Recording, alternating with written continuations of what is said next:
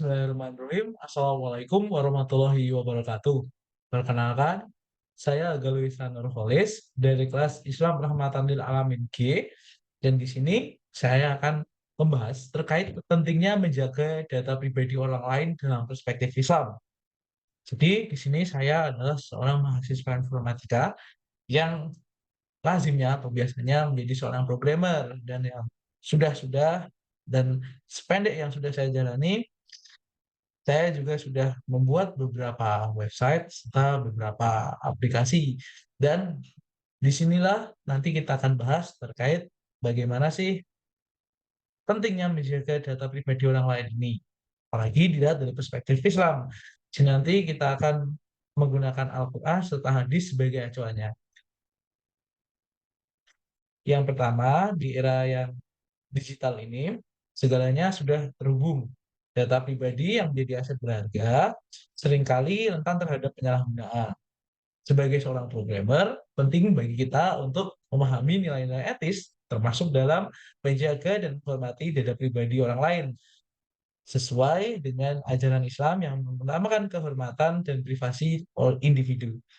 Sebagai seorang Muslim dan seorang programmer, kita memiliki tanggung jawab untuk tidak hanya menguasai teknologi, tetapi juga menggunakan teknologi sesuai dengan etika dan ajaran agama yang ada. Karena perlindungan data pribadi ini bukan hanya masalah hukum atau kebijakan, tapi juga mencerminkan nilai moral Islam dalam kita berprofesi. Nah, kita sebelum jauh-jauh, kita akan coba bahas terkait kasus-kasus pelanggaran privasi yang sudah terjadi dulu-dulu. Yang pertama, di 2023, Uni Eropa itu menjatuhkan sanksi yang luar biasa besar, dan ini sanksi yang terbesar yang pernah dicatat dalam sejarah. Itu karena kasus Meta atau mungkin teman-teman tahu induknya Facebook, induknya Instagram, itu melakukan transfer data pengguna di Uni Eropa ke US dan ini adalah salah satu pelanggaran privasi data yang terbesar yang pernah terjadi di Uni Eropa. Lalu yang kedua yang akhir-akhir ini terjadi dan mungkin teman-teman lihat adalah pencurian data di Bank Syariah Indonesia dan ada juga kasus terkait pelanggaran privasi data ini pada 2018 di Marriott atau Hotel Marriott. Jadi Marriott pernah mengakuisisi sebuah hotel namanya Starwood Hotel dan Starwood ini terkenal dengan keamanan datanya yang buruk dan mudah dihack oleh hacker. Nah, alih-alih mentransfer datanya ke sistem Marriott, ternyata tim IT ini lupa dan tetap menggunakan sistem yang ada di Starwood. Pada akhirnya, data pribadi pengunjung Marriott pada tahun 2014 hingga 2018 itu bocor.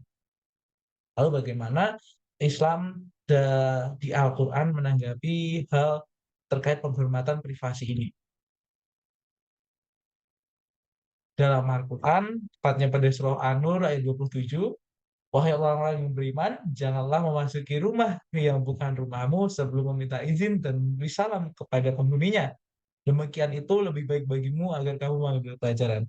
Ayat ini mengajarkan pentingnya menghormati privasi orang dan ruang pribadi orang lain sebelum masuk atau mengaksesnya. Begitu juga di dunia digital, kita perlu meminta izin sebelum mengakses atau menggunakan data pribadi. Hal ini sejalan dengan nilai-nilai etis dalam Islam yang menekankan kehormatan terhadap individu. Nah, lalu gimana dong? Aman nggak ntar kita nyetor data pribadi tuh kalau ke database atau ke sistem itu aman nggak? Nah, kira-kira data pribadi itu ada apa aja sih? Seenggaknya saya sudah menulis ada 5 data pribadi dan sebenarnya masih banyak banget data pribadi yang sebenarnya itu masuk ke dalam database sistem. Setidaknya ada alamat, alamat rumah, alamat domisili, foto diri, ada informasi terkait rekening dan transaksi keuangan, ada password, serta nomor telepon dan alamat email. Setidaknya itu adalah 5 data pribadi yang sering kita berinteraksi setiap harinya di sistem. Lalu bagaimana sih tanggung jawab seorang programmer dalam menghadapi privasi data ini atau menjaga data yang sudah diamanahkan orang lain kepada kita? Yang pertama, kita harus memastikan keamanan data pengguna. Keamanannya itu bagaimana? Kita pastikan melalui protokol-protokol yang sudah harus ada di dalam eee, build atau deployment dari database itu sendiri. Nanti kita bahas di slide lebih lanjut. Yang kedua, mengimplementasi teknologi yang membantu menjaga keamanan data. Di sana juga ada firewall, ada hashing, ada enkripsi, dan lain sebagainya. Lalu membatasi akses database. Tidak semua orang dalam tim pembangun sistem itu tuh punya akses untuk masuk ke dalam database. Jadi ada akses-akses tertentu yang hanya bisa dimasuki oleh orang-orang tertentu juga.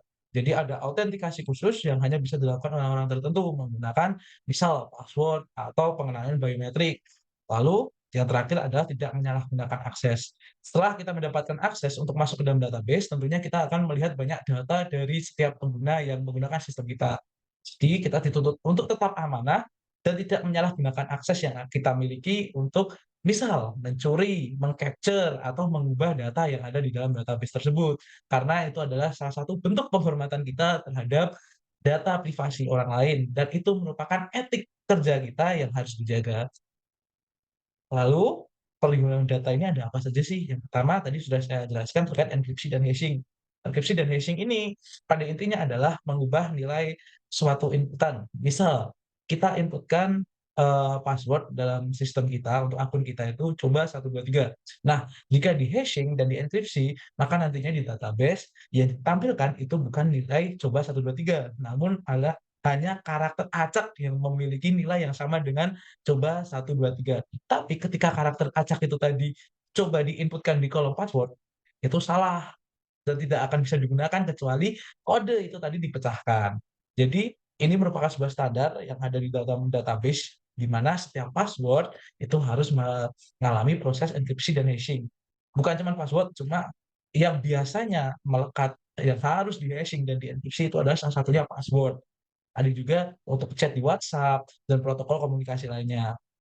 Lalu ada penggunaan firewall. Firewall ini seperti pos satpam-lah. Jadi ketika ada akses yang, mencurigakan atau autentikasinya ini kayaknya bukan orang sini deh ini. Nah, firewall ini akan mencegah dan menolak akses orang tersebut. Jadi ibaratnya pos satpam, teman-teman. Lalu autentikasi akses ke database. Seperti yang sudah saya jelaskan tadi, orang-orang yang punya akses ke database itu akan punya, out-nya sendiri atau kodenya sendiri. Misal punya password, punya PIN, atau punya pengenalan biometrik, misal dari Face ID atau pengenalan retina dan sebagainya.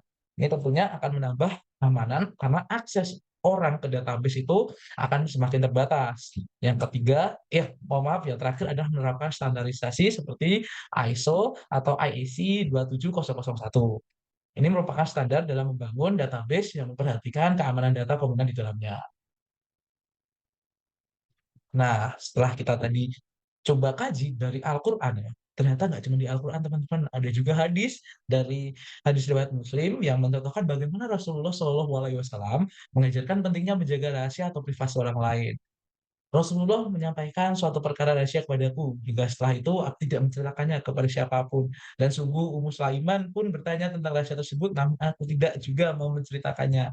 Nah, di sini sudah kelihatan banget ya teman-teman, ketika orang menitipkan rahasia ke kita, seperti data atau privasi yang mereka anggap itu jangan sampai disebar ke mana-mana, itu merupakan sebuah amanah untuk kita untuk menjaganya.